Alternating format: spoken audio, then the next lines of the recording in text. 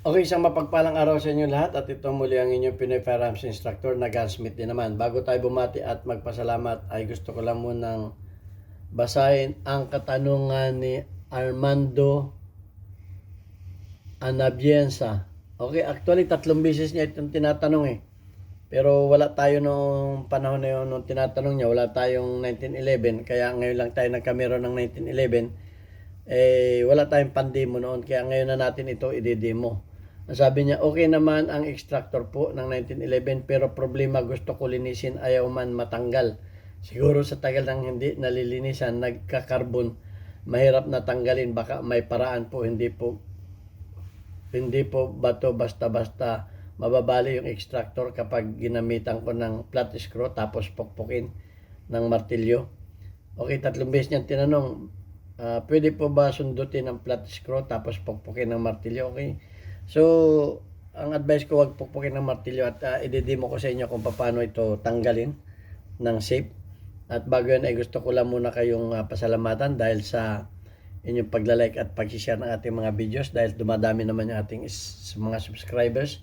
At maraming salamat din sa mga hindi nag-skip ng ads dahil nadadagdagan naman yung ating revenues.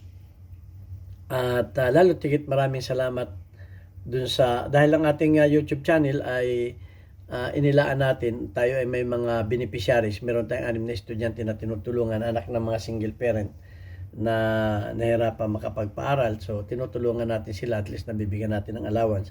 So, naisip ko na para hindi na mabawasan yung sweldo ko dito, ay gumawa ng YouTube channel para matustusan ko sila kasi medyo mahirap-hirap din tustusan yung yung 6. So, yan, at lalo tigit maraming salamat dito sa mga nagpadala dito sa ating GCash number. Huwag po ninyong tawagan yung number na yan para bumili ng baril. Wala po kami pinagbibiling baril. Mag-message po kayo dyan o pabot ng mensahe kung kayo ay may tutulong sa ating beneficiary para ma-recognize kayo at mapasalamatan ng ating YouTube channel. Kaya maraming salamat kay Sir Noli Peace America. Bagaman ayaw mong ipabanggit ang iyong tunay na pangalan, ako ay labis na humahanga at sumasaludo sa iyo at nagpapasalamat dahil sa iyong patuloy na pagtulong sa ating mga beneficiary, mga bata. At natanggap na ng aking anak yung iyong ipinadala na aginaldo sa ating mga beneficiary. Kaya ang sabi ko sa anak ko ay bigyan ng tigi 1,000 na papasko mula sa iyo yung 6 natin mga estudyante at yung sobra ay pang dagdag sa kanilang mga pambaon o allowance. So kaya tuwa yung ating mga bata at nagpapasalamat sa iyo at may nagasto sila sa kanilang mga Christmas party. Maraming salamat sa iyong pagtulong at pagpalain ka ng ating Panginoon. Bigyan ka ng maraming pagpapala, mabuting kalusugan, maraming blessing at patnubayan kayo ng iyong pamilya. Ilayo sa anuman disgrasya. Okay, so sana marami pang kagaya mo para marami pa tayong matulungan. Okay, punta na tayo sa katanungan ni Armando Anabiensa. Okay. So ito kasi yung extractor. Ito ang hugis niyan. So kalimitan niyan sinusungkit lang dito yan, didemo ko sa inyo. Tanggalin natin ang slide nito. Okay, wala naman tumbala. Okay. So para mas malinaw. Okay, sabi mo puro karbona. Okay, kung yan ay puro karbona, sa tagal din nalinisan, mas magandang panlinis dyan ay yung carburetor cleaner. May nabibili ka nun. Wala tayong dito, sample. May ako, basta carburetor cleaner. Ito, kunin ko lang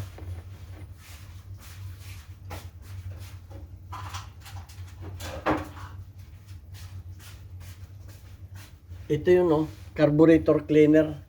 Maganda ito, nakakatunaw ng mga carbon. Sprayan mo muna. O di kaya ay pwede din ng mga sprayan mo muna dito. Tanggalin muna natin yung niya. Saan yung pantanggal natin? Tanggalin ko lang muna ang Okay, may video na tayo nito kung paano tanggalin ang spring guide rod. Yan. May video na tayo nito. Paano tanggalin. So ito kasi yung ano niya. Ito yung extractor niya. So sinabi mo na napuno na ito ng carbon. So ibabad mo yan sa ano, carburetor, ano, pwede daw WD-40 para lumambot yung mga carbon yan. Kasi pag yan ay tanggalin natin yung ano nito. Tanggalin natin yung kanyang ngatalin yung magtanggal nitong kanyang firing pin retainer at ito'y tumatalsik. Kailangan nakaalalay sa ibabaw yung inyong daliri. Kasi tatalsik yan eh. Ito, tanggalin mo yan. So, ito ay madali naman itong sikwatin dito. Dito sinisikwat lang ng screwdriver yan para umangat. Okay? Dito pinatatama oh. Dito pinatatama. Ngayon, pag yan ay nasikwat mo, atras lang ng kaunti yan, sasabit naman ito. Ito, sasabit ito dito, isasabit ito. Okay, pag ito ay pinukpok mo dito, sabi mo, anuhin dito ng screwdriver, tapos pukpukin, baka nga mabali ito, baka mabali. Okay, lalo kung mapalakas ang ano. So, ang ginagawa dyan, ay itulak mo lang ng screwdriver, ang tulak niyan ay pag ganito. Okay, so ganito lang ang pagtulak niyan. Halimbawa, ito yung screwdriver, itutulak mo dito para hindi ito sumabit, nakasabit kasi ito sa ano sa slide. So itutulak mo pa ganun, saka mo itutulak pababa, parang pa ganun. Ito para maalis yung sabit kasi parang spring ito eh. Aatras naman ito para umatras ito. Okay? So pwede nga ang pantulak mo diyan ay itong mga ganitong bilog. Okay, tutulak mo dito. Tutulak mo diyan oh. Tutulak mo, saka mo ngayon itutulak pababa. Pag tulak mo pag ganun, itulak pababa. Kahit hindi mo na ito pukpukin, wag mo pukpukin kasi baka masira lalo yung slide. Baka magkamero ng dent yung slide mo at saka baka mabali ito pag yung pinukpok. So yan, ang importante lang yan, tanggalin mo muna itong ano niya. Itong retainer ng ano. Ng kanyang firing pin retainer. Okay, at magandang ipinapalis din ninyo ito. Ito, yung likod nito. Kasi dito umi-slide yung kanyang ano. Umi-slide yung kanyang hammer para medyo lumambot kasahin. Kasi meron na to. Ipapalis ninyo itong ano natin. Huwag ninyong babawasan, ipalis lang ninyo. Okay, yung mga kanto-kanto, medyo rounded lang ninyong ganun. Para maganda ang kasi ito ang nagtutulak sa kanyang ano eh. Sa kanyang hammer eh, pag atras. Okay, so yan, ipapalis ninyo yan. Dagdag kaalaman din. Okay, at ang importante, ito, huwag ninyong pukpukin ito. Kasi pag pinukpok ninyo ito, baka salip na yung, may kawit kasi yan eh, may clue na gano'n yan eh. Baka matigpal yun, o di kaya mapipi yung clue na yun. So, baka hindi na yan makahatak ng ano, baka hindi na makahatak ng bala yan, o ng basyo. So yun lang, ang pagtulak niyan ay pag ganito, ito, dito nyo itulak. Dito nyo itulak, wag dito. Wag dito nyo itulak. Kasi medyo mahirap dito. Pwede rin dalawa kayo, isang nagtutulak pa ganun at isang nagtutulak pababa. Okay? So, halimbawa, isang naghawak dito, isang nagtutulak para umatras at isang nagtutulak pababa. Ayun oh. Ayun oh, gumagalaw naman eh. Hindi lang nakaano eh. Tututok natin yung camera ha. Tututok natin yung camera para ano, para maliwanagan kayo kung paano yung ginagawa na ano, pagtulak. Ayan oh. Ito yung sana malinaw. Ito yung ano, ito yun siya oh. Malinaw ba diyan? Itutulak pa ganun, patras, atras yan eh, matras, yan o, ganun, madilim yata eh, yan, itutulak pa atras pa ganyan, tutulak pa atras, saka itutulak ninyo pababa, ganun. Mas maganda kung may nagtutulak dito pa atras at may nagtutulak naman dito pababa. Okay, so yun ang ano, at sisiguraduhin naman ninyo na hindi ito nakatukod. Baka naman ito nakatukod sa ano, sa table, ikakawang ninyo. Mas maganda kung paganyan ang posisyon. Paganyan. Kasi kung nakaganyan, hindi ninyo matutulak yan kasi babangga yan sa table. Okay, ganyan ninyo ng konti. Yan, ganyan. Tutulak ninyo. Pwede rin dito. Pwede rin dito. Tutulak ninyo pa ganyan. Okay, so mas maganda kung dalawa para ano, isang nagtutulak patras, tutulak dito, yan. At itutulak naman ng isa pababa. Pero pwede rin ganyan yan. Ngayon, pagka yan ay ano na, pagka ito hindi na nakasabit, pag ito hindi na nakasabit, pag hindi na ito nakasabit, pwede nang dito na sikwatin yan. Dito na sisikwatin na lang dito na sisikwatin ng screwdriver yan dito. Yan, sisikwatin na ng screwdriver yan para magtuloy-tuloy dito na yan. Sisikwatin ng screwdriver. So, yun ang ano niyan, pagtanggal niyan.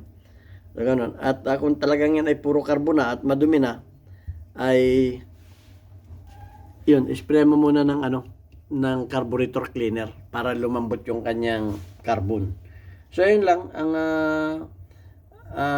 masasabi ko dyan. At kung may iba pa naman kayong paraan na para matanggal yan, pero hindi ko ina-advise na pukpukin kasi kahit pukpukin ninyo yan at yan ay nakasabit doon, kailangan hindi ito nakasabit. Kahit papukpukin ninyo kung nakasabit ito, nakaganon, no?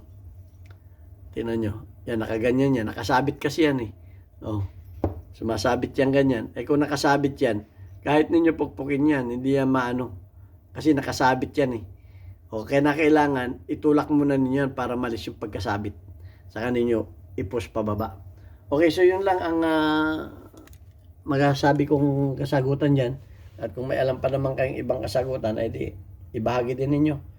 Para malaman din natin, malay ninyo, kung may alam naman kayo ibang teknik ng pagtatanggal dyan, ay di malaman din ang ating mga subscribers. Okay, maraming salamat sa inyo.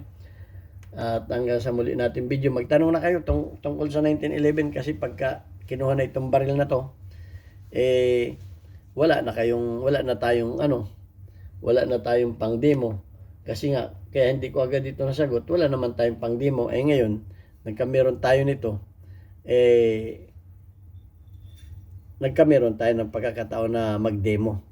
Okay, may pan-demonstration, may pan-demo tayo na unit. So, yan. At kung magkakabit kayo nito, ingatan din ninyo na tumalsik. Okay, so ibababa lang ninyong ganyan yan, alalayan ninyo. Ayun. Yan, tutulak lang ninyo, saka ninyo ipapasok itong kanyang retainer.